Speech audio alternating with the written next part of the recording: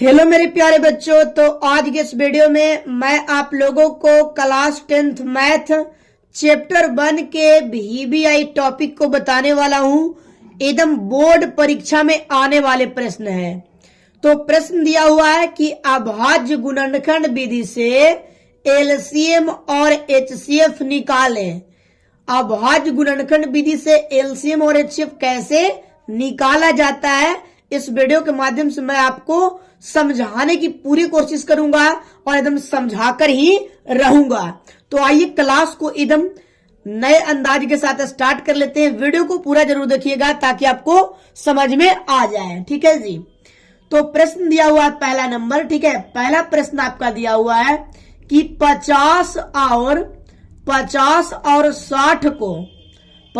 और 60 को अभाज्य गुणनखंड विधि से एलसीएम और एचसीएफ निकालें।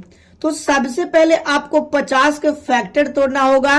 तो 2 से लगाएंगे 25 आ जाएगा, 5 से लगाएंगे तो 5 आ जाएगा। ठीक है, फैक्टर इस तरीके से आपको तोड़ना होगा। 5 से लगाएंगे तो 1 आ जाएगा। इसका फैक्टर आ गया 2 गुना 5 गुना 5। अब 60 को फैक्टर तोड़ेंगे। ठीक है, 2 से लगाएंगे 30 आ जाएगा, 2 से लगाएंगे 15 हो जाएगा, 3 से लगाएंगे 5 हो जाएगा, 5 से लगाएंगे 1 बार में। ठीक है, अब यहां पे आपको देखना है कि इसका फैक्टर लिखेंगे 2 गुना 2 गुना 3 गुना 5। ठीक है, इसी तरीके से आपको सबसे पहले फैक्टर तोड़ना होगा। उसके बाद यहाँ पे हम लोग सबसे पहले एचसीएफ निकालेंगे और उसके बाद क्या निकालेंगे जी, एलसीएम निकालेंगे। तो एचसीएफ का रूल क्या है, इतना करने के बाद मिलाइएगा। 2 यहाँ पे मिल गया, 2 यहाँ पे मिल गया, तो यहाँ पे हो जाएगा आपका 2। फिर यहाँ पे 5 मिलता है तो 5 लिखेंगे तो 5 हो गया। अब यहाँ पे कोई नहीं मिलता है तो हो गया, यहाँ पे देखिए 2 5 10, यहाँ पे क्या हो गया जी, एचसीएफ हो गया। 50 और 60 का अभाज्य गुणनखंड विधि से एचसीएफ कितना हुआ, 10। एलसीएम में सबसे पहले जो भी मिलता है उसको लिखिए। देखिए 2 मिलता है तो 2 को लिखते हैं। ठीक है, 5 मिलता है तो 5 को लिखते हैं। और जो नहीं मिलता है, देखिए 5 नहीं मिलता है तो ये 5 को लिख दिए। और इसमें 2 बचा हुआ है, जो बचा उसको भी लिख देना है। 3 भी बच गया है तो 3 को लिख देना है। गुना करिए, 2 को गुना करना है 5 से 10, 10 5 50, 50 को 2 से करिएगा 100 हो जाएगा। ठीक है, यहाँ पे सबसे पहले हम लोग 2 लिख दिए मिला करके, और उसके बाद 5 मिला तो 5, एक 5 बच गया तो 5 लिख दिए, और 2 का 2 लिख दिए और 3 का 3 लिख दिए। तो यहाँ से 2 से गुना करेंगे तो 10 हो जाएगा, और 10 को गुना करिएगा 5 से तो 50 हो जाएगा, और 50 से गुना करिएगा 2 में तो 100, और 100 गुना करिएगा 3 तो कितना हो जाएगा जी, 300 हो जाएगा। ठीक है, तो कोई दिक्कत नहीं है। अब यहाँ पे आपको प्रश्न संख्या 2 देखना है। ये प्रश्न आपका बन गया अभाज्य गुणनखंड से एलसीएम और एचसीएफ का। प्रश्न संख्या 1 आपका बन गया। प्रश्न यहाँ पे 2 देखना है। ठीक है जी, प्रश्न संख्या 2 देखना है। प्रश्न यहाँ पे 2 दिया हुआ क्या, जो देखिए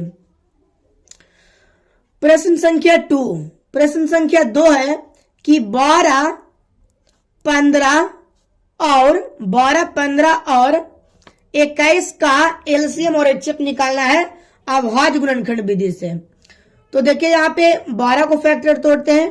तो 12 को लिखिएगा 2 से 6, 2 से 3, और 3 से लिखेंगे 1। ठीक है, यहाँ पे देखिए 15 को लिखते हैं। तो 15 को आप तोड़िएगा 3 से 5 बार में, और 5 से लिखिएगा 1 बार में।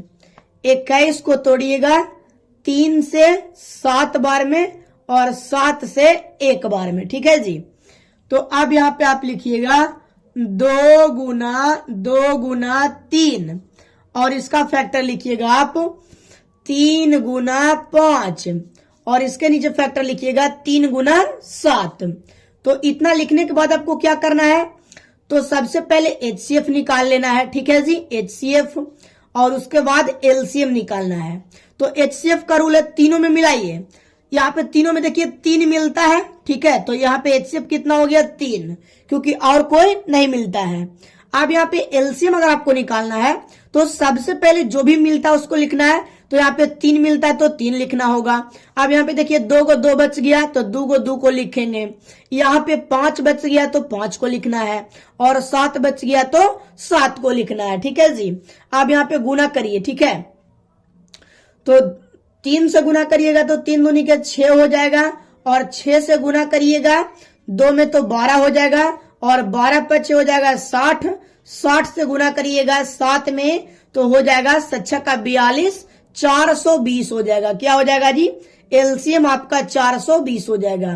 तो मुझे आशा है कि आपको वीडियो बहुत अच्छा लगा होगा। अगर पहली बार आए तो चैनल को सब्सक्राइब जरूर करिएगा। मिलते हैं नेक्स्ट वीडियो के साथ।